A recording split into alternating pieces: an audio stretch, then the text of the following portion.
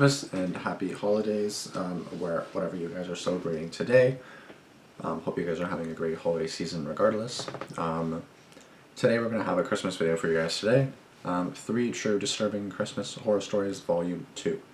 This is not Mr. Nightmare. I found it on YouTube. The channel name is Chilling Scares, 615,000 subscribers. I don't think I've watched any of these videos before. I don't know who narrates them. So this is going to be a surprise to me. This is totally new to me. This is not a suggestion or anything. It's just I know it's Christmas Day.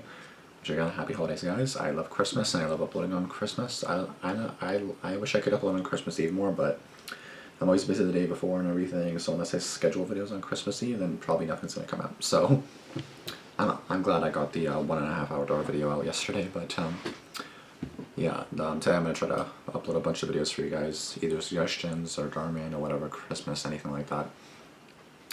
But yeah, this is 10 minutes 31 seconds. I'm just kind of curious who the narrator is. We're going to start this.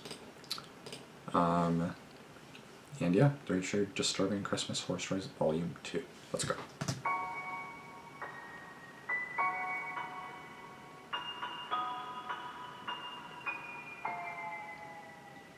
Like some creepy Santas or something. I'm really curious for the narration. I was fresh out of college, and I moved back into my parents' house for the free food and rent while I looked for a long-term job.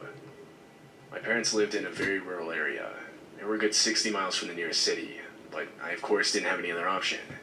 Yeah, honestly, like being so far away from everyone, it would just make me feel so like isolated and just sad, and it would just be kind of weird. Like you're literally like I have neighbors here, here, here, here, here. You know what I mean? I have neighbors everywhere. So it's like, it would just be weird to like be 60 miles away from like anybody else. It's like, bro, what the fuck am I doing? You know, that's just scary shit. Summer quickly turned to winter with no luck on a new job. I was getting sick of staying at my parents all day long, so I took up a part-time job as a night security guard for a small construction site. It would only be temporary, just until I could find a job that's actually related to my field of study. The man who was in charge of the construction site was a family friend. His name was Rob.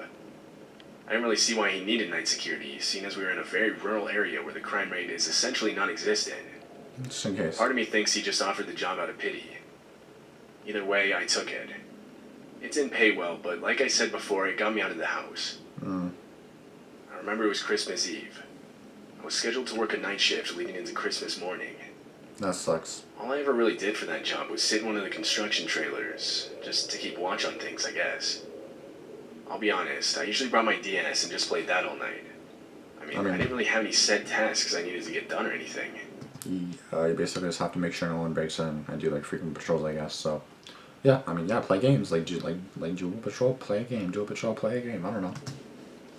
Up until that point, the most that had ever happened was a family of deer walking around outside the window, or sometimes I'd see a set of animal tracks in the snow. What do you do about that? It had been snowing pretty hard this night. A few inches had accumulated on the ground. I love when it snows on Christmas Eve. Something I should mention is the nearest occupied house was a good mile down the road. The actual small road leading up to the construction site was all it ever led to. For someone to travel up this road meant that without a doubt they were there for the construction site. In other words, there was nothing else up here, and therefore no other reason for someone to be here. All of this made what I then saw outside, I guess just downright disturbing is the best way I could describe it. I routinely glanced out the window and saw the imprint of a snow angel under a streetlight. If you don't know what a snow angel is, it's basically when you lie on your back in the snow and swing your arms and legs back and forth, leaving what looks like the outline of an angel. This is something that no animal could do. What's more is it looked like a fully grown adult had made the imprint. I went outside to get a better look. I looked around for tracks in the snow and saw a set of them that came straight from the nearby woods, not the road. They led to the snow angel, and then around the back of the construction trailer I was just in. I couldn't get over the fact that I never once heard or saw this person, or even that there was a person out here in the first place. We were in the middle of nowhere on Christmas Eve, now early Christmas morning, and it was well below freezing out while still snowing. My heart rate started picking up at the thought that I wasn't alone out here. All I wanted to do was leave, and so I got in my car and started driving off. Oh shit, you left. Now, this next part I'm not particularly proud of. I realized that all the construction workers would see the snow angel when they returned back to work and assume that I did it. Looking back, that wasn't a big deal, but back then I worried they might make fun of me for it. I seriously started turning back around just so that I could kick up the snow around the snow angel to get rid of it.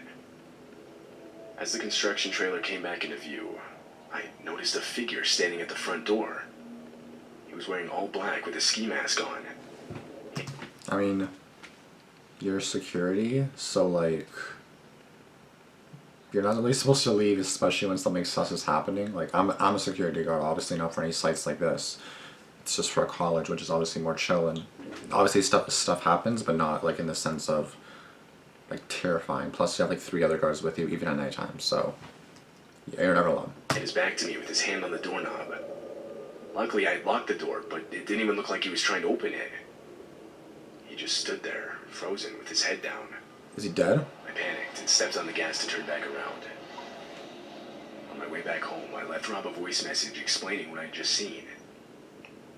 Rob later said how he went out to the construction site as soon as he woke up and listened to my message.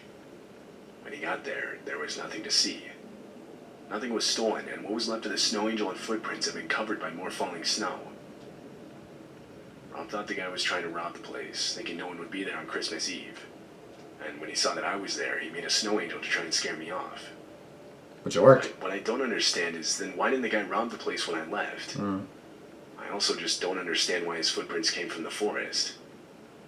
It's possible it wasn't an attempted robbery, and rather some guy who wasn't right in the head just happened to stumble across the construction site. That's true. It's possible. Whatever the case, that marked the last shift I ever worked as a security guard. Yeah, being security police is not easy, especially depending on the site that you're on. And being police is just scary as fuck. Christmas Eve.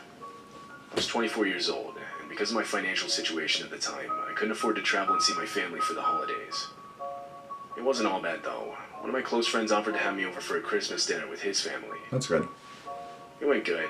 Come around, say, 7 o'clock, and I was getting ready to leave. Already? It had been snowing all night, and the roads were getting pretty bad. If I waited any longer, I would have been stuck there. I had to have been one of the only cars out on those roads. I stayed at least a good 15 miles per hour under the speed limit as I made my way down the highway. Good. Not only could I not see much of anything in front of me, but I also wanted to give myself enough time to stop if I needed to. Exactly. Smart. As it turns out, I would need to. Up ahead through the snowflakes, I could make out a set of brake lights. As I got closer, I realized the car was completely stopped in the middle of the road. I honestly was just going to drive around it without giving it a second thought. Yeah, bye. But for whatever reason, traffic cones were placed next to the car, blocking me from doing so. What? I couldn't really drive off the road to get around it because both sides of the highway were slanted downward and covered in snow. I didn't want to get stuck. I slowed down as I got closer, and that's when I noticed an arm waving outside the driver's side window. Probably stuck or something. My first thought was the guy's car had broken down in the weather and he needed help. That's the thing. Because I know I'm watching a horror story, I already know it kind of ended up bad. You know what I mean, guys? So it's like, in the middle of the night, it's snowy, like there's literally a cone besides so you can't drive around. That's kind of sus. Like, you're not even giving them an option to avoid you, which I get it. Like, you're trying to say no, bitch. Like, you're gonna help me whether you like it or not. But it's also kind of like a red flag in the sense of, like, you're blocking me. This is a single lane. I can't really go anywhere else. All I can do is back up, which is probably a one-way road. I can't really turn around. So it's like, yikes. I don't know what to say to this, guys. Like, that's not good. I don't know. Like, I want to help and everything, but, like, that's the thing. People ruin it for other people. Like, you know? Like, for example, scammers make you not trust anybody. It's the same shit. Like, past experiences with homeless people may make you not trust any more homeless people in the future. So it's like, I know a story personally. Someone I know tried to help out a homeless person and gave them food, and then they threw it out saying, I asked for money, not food. And she's like, never helping a homeless person again. So again, that one homeless person ruined it for any other homeless person there was that actually wanted food. You know, so like, you just ruin it for everybody. And this is the same shit. Like, stuff like this is gonna happen, and then it makes you doubt wanting to help someone that's actually in trouble. And that's why I hate people so much, because, like, brothers, some people that actually struggle, actually need help, and people like this ruin it because it makes you not want to trust anybody. Although I wasn't so quick to believe this. I've seen enough true crime documentaries to be skeptical. Exactly. See, he's the already second I got out of skeptical. my car to help this guy, I was vulnerable. But the other part of me worried this man's car really did break down on him on this remote highway. See, it makes you doubt it. If that were the case, the obvious right thing to do would be to give him a ride, especially considering the cold weather and how little traffic came through here. I inched closer as I was deciding what I wanted to do. Finally, I got close enough to the back of the car where I had to stop. I was still thinking. I did not want to get out of my car. The next few seconds happened in what felt like the blink of an eye. Without warning, the trunk of the car popped open and two armed men got out. They had winter clothes on and were wearing masks to cover their faces. They started screaming at me to get out of my car as they pointed their weapons in my direction. Without even thinking of the consequences, I put the accelerator to the floor, my heart pounding in my chest. I went around the car and drove over the traffic cones. I looked in my rearview mirror and saw them rush to get back inside their car. For a second, I thought they were going to follow me, and they might have tried, but I was going as fast as I could. In the snow? I lost their headlights pretty quickly. I probably broke every law for speeding that night, which was made even worse with the driving conditions of the road, but I needed to create as much distance as I possibly could. I focused on getting away for about 5 minutes, until I called the police and told them about the car and the armed men. Like, there you go. Literally right there. Literally right there. This is why you can't trust anybody. You want to help someone really badly, and this shit happens. So it's like, what the fuck do you want me to do? You know what I mean? It's like, you want me to help somebody? Oh, sure. But like, what if you fucking die in the process because like you're helping the wrong person? Because like you're trying to be a good Samaritan and help, but it's like, fuck. I never heard back from them. Honestly, a part of me thinks they never even looked into it because of the poor driving conditions. But I can't prove this, so I obviously don't know. If I had to guess, I think the men were only trying to rob people. I think they were taking advantage of the inactive Christmas Eve roads, robbing people who were most likely carrying valuables in the form of Christmas presents. Still not right. Although, I've since talked to some of my family members about this, and they think the men had much worse intentions. Damn. I mean, it's possible. Can't trust nobody nowadays. This story happened to me when I was 8 years old. 8. I don't remember all the details, but I recently asked my mom about it, and she helped me fill in some of the parts I didn't remember. It was a few days before Christmas, and my mom was taking my older sister and I to the store to get Christmas presents for our extended family. I think it was around 6 p.m. at night. I'm not Well, why are you shopping with your kids? If you're going Christmas shopping for your kids, why are your kids with you? exactly It's not sure. a surprise no more. It was dark outside, I know that. Being that I was only 8, I got bored pretty quickly. It took maybe 15 minutes after entering a store for me to lose patience.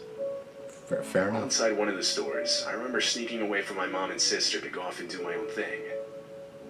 Since it was almost Christmas, a lot of the bushes and trees outside were covered in Christmas lights. I began to wander over to the window to get a better look, and eventually, unknown to my mom, I left the store to go outside and see them up close. I remember standing right next to one of the bushes, admiring the lights and their different colors. Wait, so what? This guy went outside, like, of the store? Like, how, like, as a parent, you have an 8-year-old son, and like, and nothing is occurring to you. Oh, where's my son? Oh, he's probably fine. Pfft, he's fine. At some point, I heard a man's voice from behind me saying hi. I turned around and looked up to see a grimy, what I now assumed to be homeless man in a rough-looking Santa costume. He pulled down his fake white beard to his chin and repeated himself. I kinda just stood there in awe before I finally said hi back. You're like, so. He asked me if I was looking at the lights, and I told him that I was and that I thought they looked cool. He then said, and I'll never forget his exact words, "If you like Christmas lights, you want to see the ones at my house." No.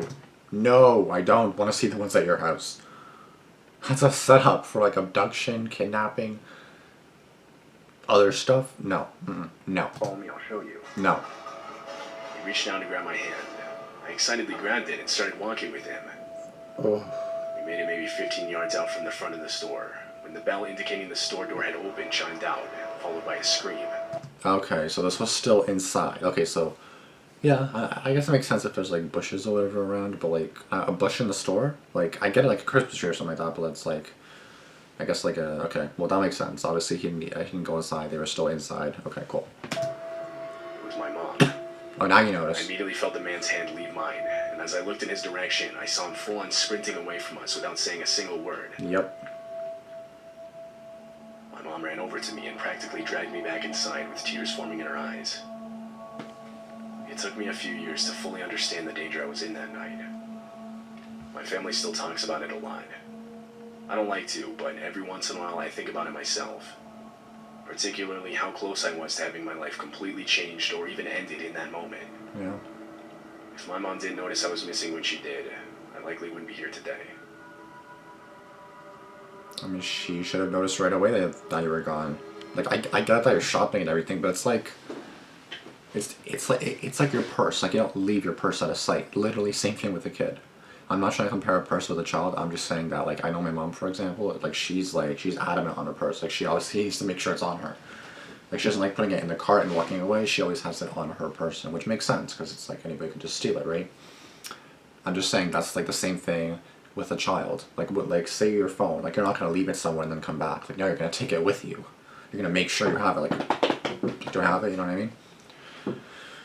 Again, same thing with a kid. I'm just trying to put it into perspective, because I know from obviously I don't have kids, but like I obviously have a phone, I have a laptop, so like when I leave shit, or like when I leave somewhere, I'm like phone, keys. Speaking of keys, well, that doesn't have anything to do with that, but I lost my driver's license yesterday. I did get it back. I called the store and they're like, yeah, we have it. I was like, oh, thank God. Because I just got it in the mail too, so I was like, fuck me. And it was Christmas Eve too, so I'm on a great present. Anyways. Be safe, guys. It's honestly scary nowadays, like what can happen. I'm not saying now it's only scary, like obviously I'm sure in the past it was too. But I feel like people are just worse and worse every day. And like you don't know what people are going to do. Like people try to abduct you, sexually assault you, kill you. Like there's a lot of danger. And as a kid, you're obviously not going to understand. Like when I was 11 or 12, my life could have ended. I went into some random neighbor's house. I was biking one day in the summertime. I was bored as fuck and I saw someone walking their dog. So I'm like, hi, how's it going? And I'm kind of like, hi. And for God knows what reason, I went to her apartment after. And she was like 30, I was like 10. So I went to her apartment, like nothing happened. Boom, boom, the mom was like, you could have been killed, what are you doing? And tracks, like I don't know what the fuck I was thinking. Like, some random ass girl, yo, what's up? Like, what? Anyways, she was like our neighbor. So oddly enough, we actually kind of hung out as friends. It was kind of weird. Like she was like 20 years older than me, but I like hanging out with her. And now she's probably like 40, 45, and now I'm 23, and like we still talk the very odd time because obviously I don't know her number. I don't know if she's still alive. Like not that she would be, but I know she smoked a lot and she was having some kind of issues and she wasn't like financially stable, and so I hope she's doing okay. And I know it's been really cold here recently, like minus 20 degrees Celsius with the wind chill, minus 25 even. I don't know what that is in Fahrenheit, but it's like minus something, I'm pretty sure. But you guys can tell how cold that is in Fahrenheit, but hope she's doing okay. Anyways, that's obviously off topic, but I hope you guys like this video. Again, happy holidays, Merry Christmas. Please be safe, because you never know what's going to happen. Again, as a kid, you got to be like you're literally in charge of your kids. Watch them. How do you just forget about your kids just to get some bananas? Okay, 1, 2, 3. Oh, it's my child. Like, bro, you just look at your child. Like, hold their hand at all times. Put them in the cart, especially if they're like really young. Put them in the thing. There's a seat that normally kids can sit in the cart. For that specific reason. Or some people put them like legit in the cart. You know what I mean? If they're a bit bigger and they can't fit there, you can put them in the cart. Which I know they shouldn't leave in the cart because then you can't fit groceries. But it's like, do you want them to be safe? You probably do. So keep your child safe. Like I'm still here. I'm 23 and I'm still here for a reason. My mom took care of me and made sure I didn't freaking walk around and go. Well, to be fair, I was biking that one day alone, obviously not with anybody. I was like 10, 11, and then again, I obviously approached her, so that was my bad. Well, that was my fault. I told my mom what happened after, and she was like, what did you do? And I was like, I don't know. Anyways, again, I was obviously lucky in that case, because again, if you're a child, you don't understand. I was like 10, 11, and this kid was 8, so I could just imagine. Like, he wasn't even 10 yet, you know? So it's like, it's really hard. It's definitely possible to lose your kids and everything, but like please try your best to make sure that you have them beside you at all times, especially when you're out. Some people have grimy ass intentions and you don't know who you can trust, so please be careful, guys. Anyways, with that being said, I hope you guys like this video. Once again, happy holidays, Merry Christmas. Be sure to subscribe, be sure to like this video, and be sure to comment down below, and be sure to turn on post notifications as well, and I'll see you guys later. Deuces. Peace.